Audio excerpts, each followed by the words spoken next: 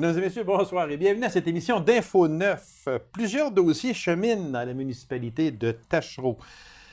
Disons que le principal, bien, c'est l'achat de l'ancien site de Tembec par un certain monsieur portugais qui serait dans le portrait. On en a déjà parlé, on va revenir sur le sujet.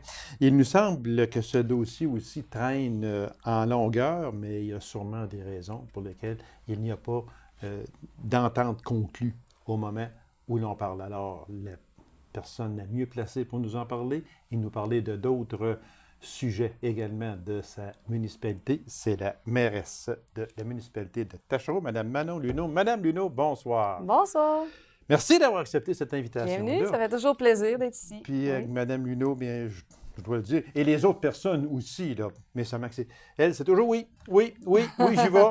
Mais les autres aussi. Et grand merci également à tous ceux qui acceptent mon invitation de passer sur les ondes de la télé communautaire Abitibi-Témiscamingue.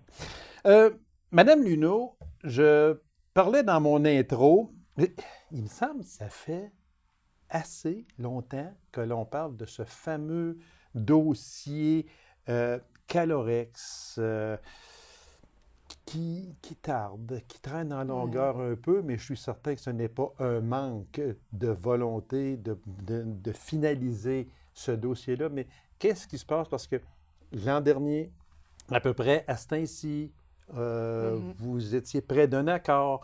Vous êtes revenu au printemps, vous étiez encore près d'un accord. On est rendu à l'automne. Est-ce qu'on est près d'un accord? Bien, oui, on peut le confirmer. La vente, elle s'est faite en avril, le 30 avril. La vente, elle est faite et tout. Il y a eu beaucoup d'arrangements parce qu'il y avait beaucoup de gens dans le dossier. Puis, il y avait un petit peu d'intérieur par rapport aux taxes, les créanciers et tout ça, la façon de faire. Mais présentement, c'est M. Pedro Cardozo qui est propriétaire du terrain. Puis oui, on tarde. Moi aussi, même en tant qu'élu, on voit que le dossier, il ne va jamais de l'avant comme on veut, à la vitesse qu'on veut. Mais dans ce dossier-là, il y a beaucoup de normes environnementales. C'est beaucoup environnemental sur laquelle le cheminement est très long. Puis M. Cardozo fait beaucoup d'efforts aussi là-dedans, mais en même temps en voulant se protéger aussi de tout l'antécédent environnemental. Fait que c'est pour ça ici, dans les notes que vous m'avez fait parvenir, vous marquez, il y a présentement des échantillons qui sont envoyés par transport en Alberta pour faire des analyses sur la qualité. C'est ça. Ça, c'est exact. C'est parti la semaine passée. OK. Puis, c'est par camion, une entente avec M. Cardozo. Puis là-bas, ils vont voir l'échantillon, la qualité de ce qu'ils peuvent en ressortir pour avoir la qualité. Parce que le projet est toujours avec des granules. OK, oui. Puis, en même temps, il y a, parce qu'on fait des recherches à qui peut venir se greffer avec M. Cardozo sur le territoire, parce qu'on sait que c'est quand même un grand territoire dans lequel il aimerait faire l'occupation du bâtiment, pouvoir partager les coûts fixes et tout. Puis, il y a des discussions charbon aussi, la qualité de charbon. Fait qu'en ce moment-là, à cet endroit-là, c'est un endroit un peu comme on a ici l'UQAT ou une école comme CETRI. On a eu des études qui ont été faites ici par le CETRI et l'UQAT, mais M. Cardozo, avec les recherches... Il veut encore aller plus loin. Oui, c'est parce que les gens de l'Europe qui veulent faire affaire, bien, demandent une expertise d'une autre école, d'une autre province? Une autre province. OK. C'est pour ça qu'on s'en va en Alberta? Oui. Okay. Puis, de là, les ententes avec les gens de l'Europe et tout, c'est M. Cardozo qui pourrait le confirmer bientôt. Mais nous, la part de la municipalité là-dedans, c'est qu'on essaie beaucoup, là, on montre l'importance à M. Cardozo de venir lui-même faire des annonces officielles là, prochainement. Il est où, ce monsieur-là? Il est situé à Val-d'Or. Okay, il est à Val-d'Or, puis il circule beaucoup là, dans l'Abitibi-Ouest. Okay. Il vient souvent nous voir. On a des contacts avec M. Cardozo toutes les semaines. Il y a des échanges qui se font, autant avec Investissement Québec qu'avec la SADC. On met des gens en contact avec M. Cardozo. On lui transfère des entreprises qui sont intéressés de venir s'installer parce qu'à la municipalité de Taschereau, on a un comité de relance, dans la relance économique, dans lequel on travaille très fort à acheminer des gens, à trouver des gens à venir s'installer chez nous. Puis, on donne tout ce bagage-là à M. Cardozo pour en faire, essayer d'en Ça veut faire un dire succès. que ce serait intéressant de le recevoir ici en entrevue. Très M. intéressant. Cardozo. Très intéressant. Puis je crois que c'est lui aussi également qui aurait des annonces à faire plus OK. officiellement que moi. OK. Mais je suis à l'aise de discuter de ce sujet-là Oui. comme ça parce qu'il me met à l'aise Voilà. puis il accepte à ce que je mentionne Parce des que choses. c'est sûr que les gens ne le connaissent pas. Ils ne me connaissent pas beaucoup. Dans le secteur Pas d'Abitibi-Ouest, je crois qu'il n'est pas beaucoup connu, par Bien, c'est exemple. ça. Fait que ce serait peut-être un moyen de le faire connaître parce qu'on parle d'un Portugais qui se porte acquéreur des anciennes usines Tembec à Tachereau. Bon, les gens se demandent, mais il va venir faire quoi? Ça serait très intéressant. Oui. On va essayer de l'avoir ici Puis, en M. entrevue. Cardozo m'a dit prochainement là, qu'il y aurait des annonces parce que lui-même est parti là-bas aller rencontrer des gens aussi. En Alberta? Oui. Ah, OK. Oui. OK. Bon. Aussi, dans ces notes-là, une chose qui est très, très, très importante, voire essentielle, c'est qu'il y a des études de sol qui pourraient être contaminées et à qui reviendrait la responsabilité à ce moment-là. Ça, c'est un dossier très important. Oui. Parce que les dossiers en environnement, c'est vraiment, depuis que je travaille là-dedans un petit peu, là, c'est vraiment du cas par cas, je trouve. Puis, M. Cardozo, le but, ce qu'il veut faire, c'est vraiment à tel endroit, c'est contaminé de telle façon ou de telle manière ou de telle quantité où le contaminant est peut-être pas aussi grave là, quand on dit contaminé, mais Non, c'est qu'il veut bien identifier ce qui a été contaminé ou de la matière, comment qu'elle est rendue, pour que lui, suite à l'installation qui prenne les acquis, mais dorénavant, s'il y a une contamination qui détériore de plus en plus, là, il sera tenu à celui-là, mais il veut se dégager de certaines exactement. choses. Et à qui serait la responsabilité Puis, à ce moment-là? Mais lorsqu'on lit des documents ou qu'on s'informe, au exemple, à M. Daniel Gendron du environnemental, c'est beaucoup, des fois, on entend parler, celui qui est acquis, c'est à lui, celui qui met la pelle dedans, c'est à lui. Oh, mon Puis Dieu. chaque dossier, parce que même on le vit avec une station-service qu'on a présentement à Tachereau, que moi, j'essaie de démarrer. Puis on se fait dire, si tu mets la pelle dans terre, tu es responsable, c'est l'ancien acquéreur. C'est la pétrolière, c'est des débats. Là, on peut aller loin. On peut aller loin, notarié, on n'en finira plus. avocat et tout. Exactement, oui, qui vont coûter des sommes milliers, énormes. des sommes énormes. Alors, c'est donc dire qu'on va essayer d'avoir M. Cardozo, c'est ça? Oui, M. OK. Pedro Cardozo. OK. On va essayer de l'avoir pour avoir, non pas que vos explications ne sont pas à point, parce qu'à chaque fois qu'on en parle, vous avez toujours des points très importants, mais peut-être que lui aussi, on aurait son point de vue à ce moment-là. Sa vision. Sa vision également. Fait que ça serait important et que ça me tente quasiment de vous demander, vous allez faire les premières démarches, mais on en parlera après l'émission de ça. Parfait, pas de problème. Et puis, juste en terminant sur ce dossier-là, lorsque l'on rentre à Tachereau, du côté de Autier-Macamic, il y a des installations qui sont là, anciennement Tembec. Advenant le cas où ce dossier-là, le site Calorex fonctionne. Et j'espère pour Tachereau que ça va fonctionner également. On va voir quoi? Est-ce qu'on va voir d'autres bâtisses ou bien non? Ça serait quoi? Avez-vous assez d'explications sur ça à nous donner? Moi, la priorité 1 de M. Cardozo est vraiment de remplir les locales qu'il y a déjà présentement, la bâtisse déjà présentement. On va voir le ferroviaire. C'est sûr que le train, la voie ferrée va fonctionner de plus en plus parce que lui, son moyen de transport premier va être le train. Fait que ça veut dire que ce sont des matières qui s'en iraient en Europe? Oui. Oh, alors, donc, par ça veut train, dire bateau. Par train jusqu'au port de Montréal, si on peut... Et bateau. Et c'est certain. Bateau. Oui. La circulation, on verrait beaucoup plus de circulation côté ferroviaire. Puis, suite un petit peu de machinerie, mais en frais de bâtisse nouvelle, non, j'ai pas d'autres mentions autres que de faire l'occupation de celle-là, parce qu'elle est vraiment d'une très belle qualité aussi. Oui, exactement. Vraiment bien construite, puis très haute, fait qu'on peut avoir plusieurs entreprises qui peuvent venir s'installer. OK. Alors, on va suivre encore ce dossier-là, puis on va essayer de faire des approches avec M. Cardozo. Puis pour l'avoir ici, avoir son point de vue, ce serait très intéressant. Alors, merci de toutes ces informations, Madame. Pas de problème. Parce que ce dossier-là, ça fait quand même quelques années, je dirais presque 2 ans. Oui, Oui, au moins. Oui, dans le cas pour trouver un preneur avec le créancier, ça fait 2 ans. Là. OK. Fait qu'on va continuer à le suivre. Corridor scolaire. Oui, très belle initiative. Ah oui, super quand je la vois sourire de même, là, oui, c'est vrai que c'est une belle initiative. Ça a été inauguré le 9 septembre dernier. C'est quoi exactement? Nous, c'est vraiment un corridor, des endroits balisés dans lesquels les jeunes vont circuler pour se rendre à l'école. Puis, c'est un corridor scolaire qui est bien identifié avec des panneaux de signalisation sur le long de la route. Les trottoirs sont marqués de pas avec les couleurs de Cultura. C'est pour lequel Cultura est dans notre démarche. Puis, les gens peuvent, parce que pour financer ce projet-là, la municipalité, pour s'aider, tous les pas qu'on a colorés sur le trottoir, les gens peuvent acheter un pas. Oui. Puis leur nom va être identifié dans les pas. Puis nous, ça va créer une curiosité aux jeunes de se promener sur les trottoirs, de voir qui vient marquer le pas.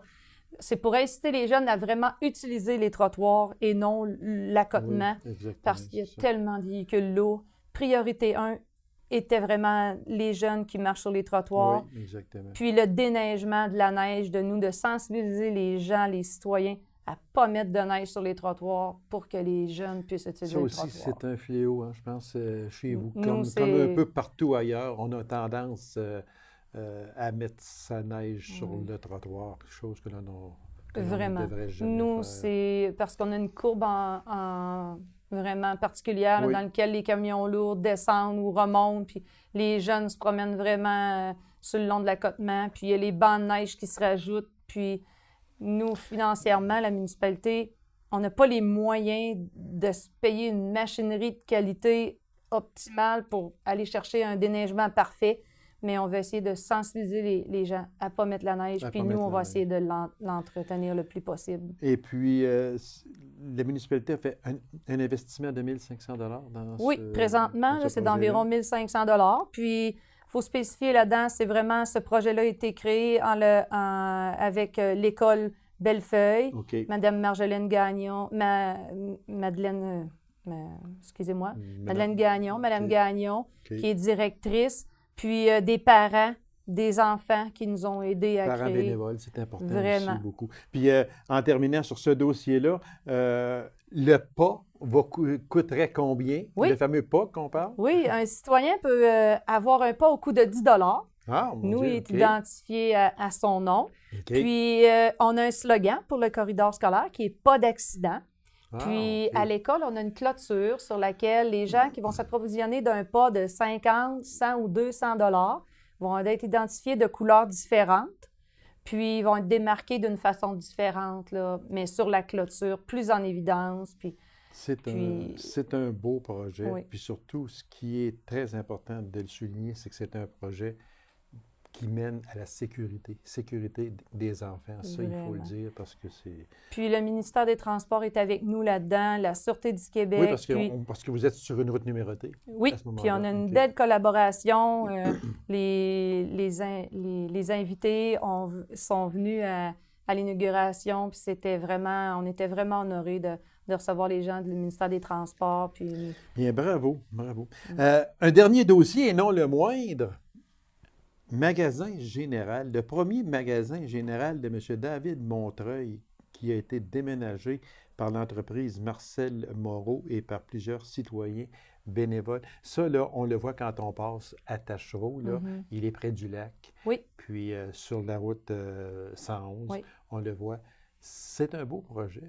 Vraiment. Les citoyens sont heureux de voir que la municipalité n'a pas passé aux côtés de la chance de garder un monument historique parce que Nous, on avait la gare avant, puis il y a eu une déception qu'elle est partie. Puis elle était belle aussi. Elle était grosse, elle était belle. Vraiment. Oui, puis on devait à la municipalité, quand on a eu la chance, parce que c'est un citoyen qui nous l'a offert, parce qu'elle était sur son terrain. OK.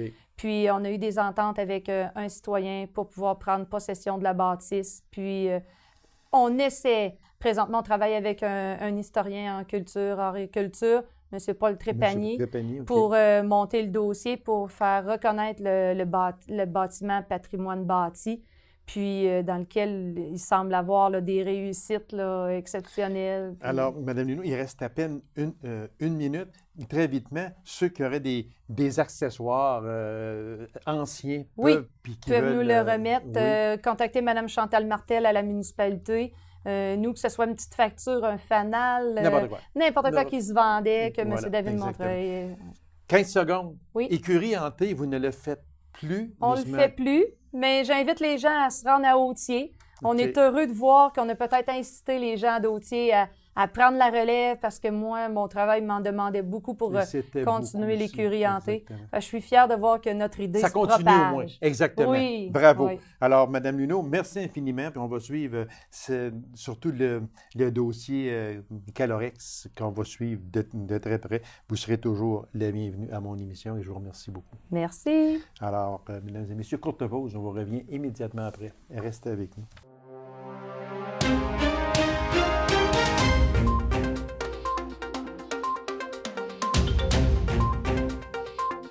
Une nouvelle exposition sera présentée à la Société d'histoire et du patrimoine de la région de La Sarre. Alors, pour nous en parler, je reçois Mme Christiane Pichette, agente patrimoniale. Mme Pichette, bonsoir. Bonsoir. Une nouvelle exposition qui est présentée, puis d'abord, toutes les expositions qui sont présentées à la Société d'histoire du patrimoine, c'est vraiment quelque chose qui sort de l'ordinaire. Moi, j'en ai vu plusieurs, puis c'est toujours captivant d'aller voir. Entre autres, il y avait celle des religieuses, des Sœurs de l'Assomption. Moi, ça m'a plus intéressé peut-être parce que j'avais 2 tantes qui étaient des religieuses, des Sœurs de l'Assomption. Oui. Et puis, mais il y en a eu d'autres, dont une permanente. Ça, à toutes les fois, j'invite les gens à y aller. C'est la fameuse exposition des ponts couverts de l'Abitibi-Ouest. De l'Abitibi-Ouest, oui. C'est une exposition de M. Jacques Fournier. Oui, exactement. Alors, ce sont des maquettes, ce sont des photos avec les encadrés faits par l'artisan. Alors, c'est très intéressant. Puis, on rencontre un peu l'historique des ponts quand on a des gens. Puis surtout aussi le fameux pont couvert de La Sarre qui est refait sur place à la Société avec la fameuse passerelle pour les piétons. Oui, oui. Fait que, puis moi, je suis allé dans ce pont-là parce que mon oncle restait à peu près juste le 2e ou 3e voisin de la rivière. Okay. Fait que, quand on arrivait chez mon oncle, on avait le pont chaque côté. Fait que c'était un plaisir que d'aller voir. C'est pour ça qu'à chaque fois que je vois ce pont-là, j'étais haut de même, là, environ, mais ça me rappelle quand même des de beaux souvenirs. Prochaine exposition qui s'en vient, c'est quoi exactement, Mme C'est Pichette? une exposition de Mme Lucienne Lapierre-Kirouac, qui, elle a collectionné pendant plusieurs années toutes sortes de papillons. Si on parle de papillons naturalisés, si on parle des papillons en verre, des papillons sur des vêtements, de différents formats. Okay. Alors, c'est une collectionneuse de papillons sur toutes ces formes. On en a beaucoup naturalisés de l'Abitibi, mais on en a aussi de différents coins de pays, de différentes régions. On en montre ici là, à l'écran, Mme Pichette, ça vient ceux-là, ce ne sont pas ceux qui viennent de l'Abitibi. Non, ceux-là, ils viennent de Thaïlande. Oh mon Dieu, OK. C'est juste pour montrer un peu aux gens les couleurs dans différentes régions.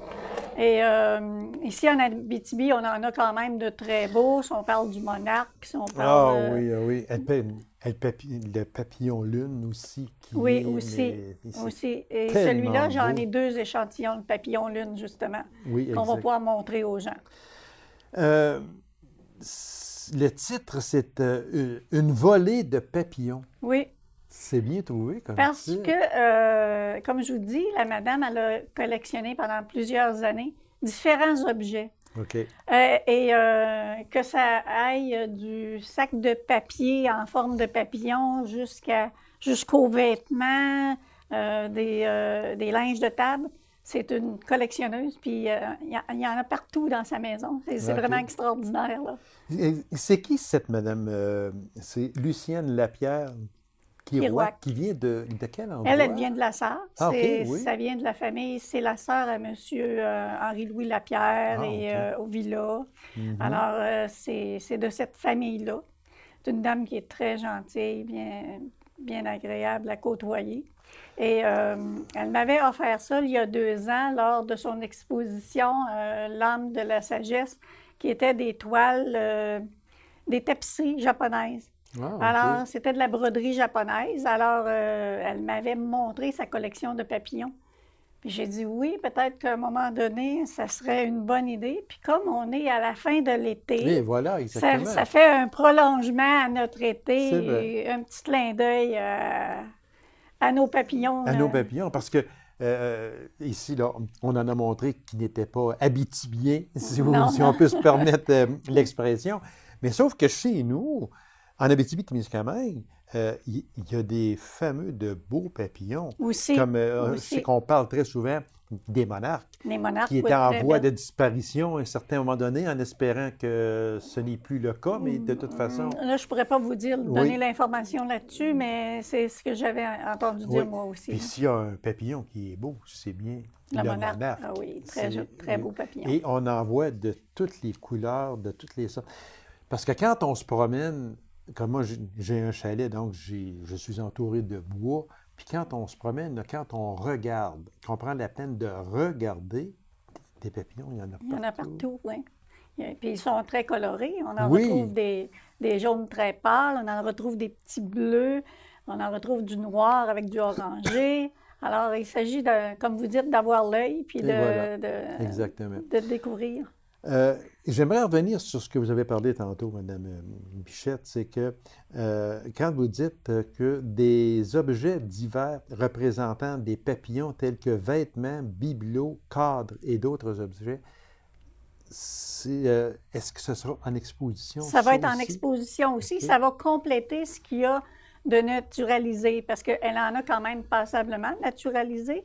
Sauf que pour compléter, pour agrémenter aussi, les gens vont pouvoir découvrir autre chose Autre qu'on chose. peut voir un peu partout, je veux dire, et ça va, comme on dit, compléter notre Exactement. exposition. OK. Quand on... C'est quand même fait... Ce sont des objets qui sont faits en forme de papillon? Oui, c'est en ça? forme de papillon, que ce soit brodé. Il y en a on a OK. des objets qui sont OK. brodés. Mhm. On en a qui sont faits en métal. On en a qui sont en céramique. On OK. en a en verre. La dame, elle a une collection de papillons en verre. On penserait que ce sont des vrais, Ah, tellement mon que Dieu. c'est bien fait, c'est de toute beauté. Alors, j'invite les gens Ah à venir oui, voir c'est ça. sûr, c'est sûr. Et la dame va être présente le 30 Le 30 septembre? parce qu'on va OK. faire un vernissage et elle OK. va donner l'information comment on fait pour naturaliser les papillons. Ça, c'est quand même... parce qu'il y a quand même une façon de Oui. capturer un papillon. De capturer et de comment le travailler Comment- aussi oui, pour c'est ne pas ça. l'endommager. Exactement, parce que quand on parle, je sais qu'il ne faut jamais toucher à un papillon. Des fois, on peut avoir un papillon qui vient se poser sur notre main, mais ne pas le prendre par, Non, parce par les qu'ils ailes, ont comme une jamais. petite fibre sur Oui. le dessus et Puis, ça alterne la couleur. Puis ça peut...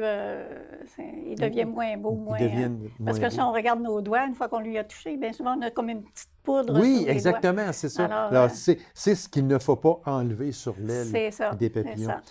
ça. Madame Kirouac, elle va faire une démonstration de comment attraper et conserver les papillons que nous voulons naturaliser. Oui, oui.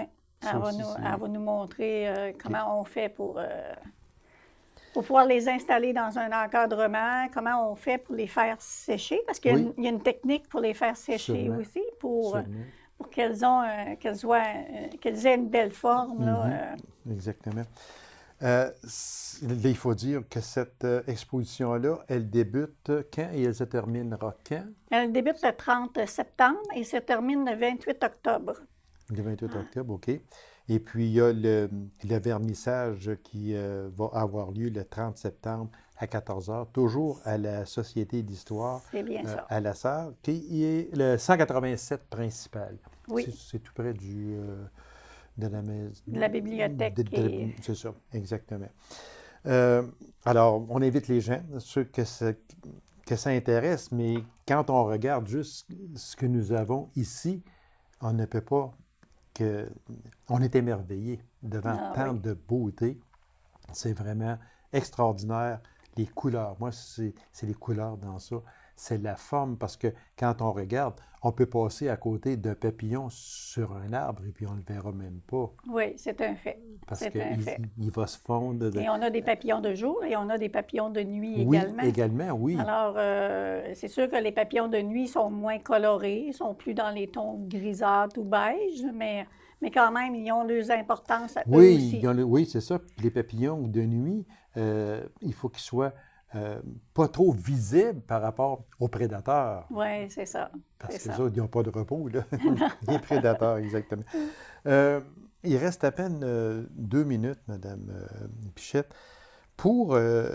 Si on parle de 2017, est-ce que la Société du patrimoine envisage quelque chose de spécial pour le 100e anniversaire de La Sarre? Au début de l'année, on va avoir 2 expositions. OK. Une sur l'artisanat. OK. Notre artisanat d'ici, comment les gens ont développé le contexte de l'artisanat. Et la deuxième, ça va être sur les jouets à différentes époques. Ah, mon Dieu. Si on parle du début du siècle et aller jusqu'à aujourd'hui. Et de ce fait, je lance un appel à tous, parce qu'il y a des gens qui auraient des anciens jouets, qui voudraient nous les prêter ou qui voudraient les donner. Ils peuvent venir à la société, puis nous, on va en prendre bien soin, Oui, puis ça, j'en suis on va les persuadé. mettre en exposition. Alors, on en a quand même beaucoup, mais il nous en manquerait de différentes époques là, pour que ce soit une belle exposition. Ça, vous l'avez bien dit, c'est prêté. Oui, C'est oui, prêté. c'est prêté. Oui, on va vous les retourner quand l'exposition va être C'est ça. terminée. C'est parce que c'est important de le dire. Parce que des fois, des gens peuvent dire, ah ben moi, je tiens à ce petit camion-là là, Oui, qui date oui, de, oui. de 1902, disons, là, puis je tiens à ça, mais Oui. je ne veux pas le prêter parce que tout d'un coup, qu'ils ne me le remettent pas. Mais soyez pas inquiètes. Non, Ça, on fait compléter une feuille avec le nom de l'objet, Voilà, etc., exactement. la personne, puis, ou la rejoindre également avec le téléphone, etc. Alors, n'oubliez pas, du 30 septembre au 28 octobre prochain, c'est une volée de papillons, une collection de Mme Lucienne Lapierre-Kirouac de La Sarre. C'est à la Société d'histoire et du patrimoine de la région de La Sarre, 187 principale. Mme Pichette, merci infiniment. Mais merci beaucoup. Toujours très intéressant que de vous recevoir. Puis, on viendra reparler des 2 autres expositions en 2017. C'est bien parfait. Merci beaucoup, madame. Alors, mesdames et messieurs, merci d'avoir été là. On se donne rendez-vous à une prochaine émission d'Info 9. Au revoir.